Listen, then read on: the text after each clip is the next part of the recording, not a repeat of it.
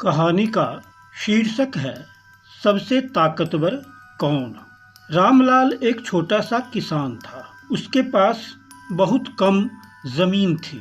उसी में मेहनत करता था।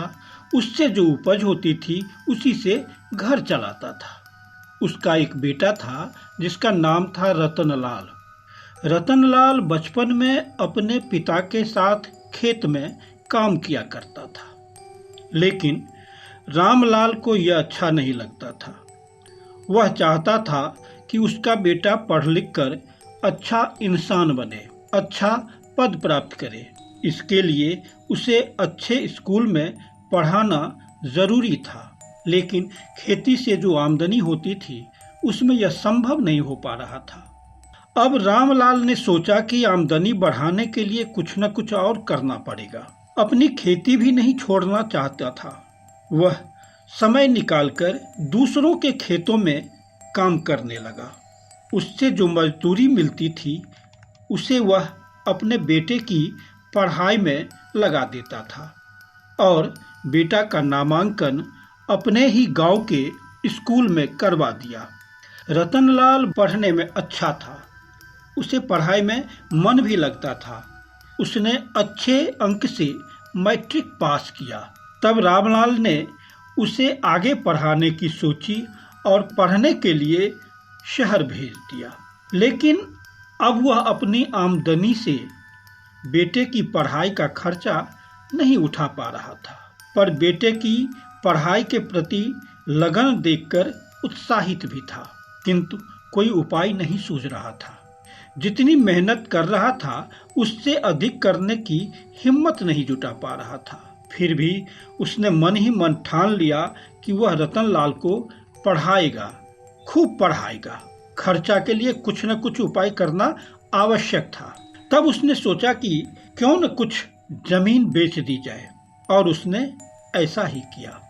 रतनलाल स्नातक तक की पढ़ाई पूरी की और प्रतियोगिता परीक्षाओं में भाग लेने लगा। उसे सफलता मिलने में बहुत देर नहीं लगी। वह IAS हो गया। रामलाल अपने बेटे की सफलता से बहुत खुश हुआ। आखिर क्यों न हो, उसे अपने संघर्ष और त्याग का फल जो मिल गया था। उसने ऊपर वाले को मन से धन्यवाद दिया। जब रतनलाल एक जिले का DM बन गया तब रामलाल की खुशी का ठिकाना नहीं रहा। उसने सोचा क्यों न एक बार जाकर अपने DM बेटे से मिल लिया जाए, और एक दिन वह पहुंच गया अपने बेटे के कार्यालय में। अपने पिता को देख रतनलाल खूब प्रसन्न हुआ। उसने अपने पिता का स्वागत बहुत ही उत्साहपूर्वक किया। उनका हाल समाचार पूछा, माँ का हाल समाचार पूछा, गांव के अन्य लोगों का कुशल पूछा। रतनलाल को तो लग रहा था मानो भगवान स्वयं चलकर उसके पास आ गए हैं। उसकी खुशी का कोई ठिकाना न था। पिता के आवभगत में उसने अपनी तरफ से कोई कसर नहीं छोड़ी। रामलाल भी अपने बेटे द्वारा किए जा रहे मान सम्मान और आगत भागत से काफी खुश था।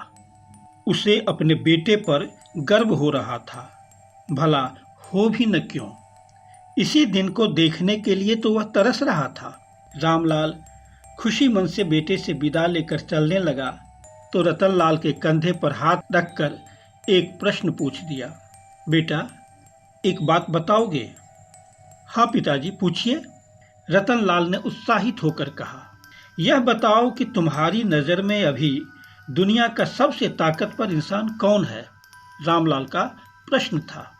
रतनलाल ने एक बार अपने पिता की ओर देखा और मुस्कुराते हुए गर्व से जवाब दिया, पिताजी, सच पूछिए तो अभी दुनिया का सबसे ताकतवर इंसान मैं ही हूँ। रामलाल फक्क रह गया। उसे अपने बेटे से इस जवाब की आशा नहीं थी। उसने तो सोचा था कि बेटा कहेगा कि पिताजी, दुनिया का सबसे ताकतवर इंसान आप हैं। लेकिन रतनलाल ने ऐसा नहीं कहकर अपने को दुनिया के सबसे ताकतवर इंसान बताया। जिस बेटे के लिए इतनी मेहनत की, इतना संघर्ष किया, उसकी नजर में मैं कुछ नहीं। वह चुपचाप वहां से विदा हो गया। जब कार्यालय का दरवाजा पार करने लगा तो रतनलाल ने रोकते हुए कहा, पिताजी रुक जाइए, अपने पैर तो छू लेने दीजिए, अपना आशीर्वाद तो देते जाइए। रामलाल रुक गया और घूमकर बेटे की तरफ देखा।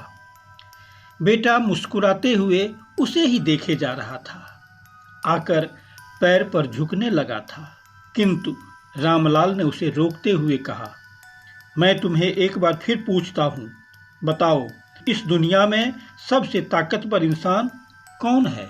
रतनलाल ने फिर मुस्कुराते हुए जवाब दिया, पिताजी इस दुनिया के सबसे ताकतवर इंसान आप हैं। आज मैं जो कुछ भी हूँ आप ही की बदौलत हूँ। रामलाल सुनकर चकित रह गया।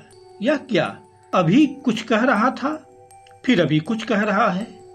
उसने रतनलाल से पूछा, अभी तो तुमने कहा था कि दुनिया के सबसे ताकतवर इंसान तुम हो, और अभी कह रहे हो मैं हूँ, ऐसा क्यों?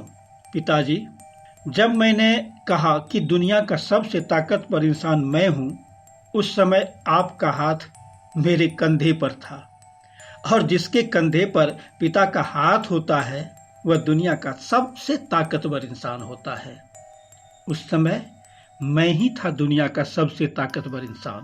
रामलाल अपने प्यारे बेटे रतनलाल के इस जवाब से अभिभूत हो गया। उसने अपने बेटे को गले लगा लिया। उसकी आंखों में आंसू भर आए।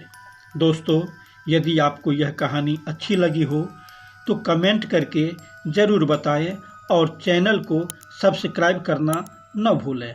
धन्यवाद।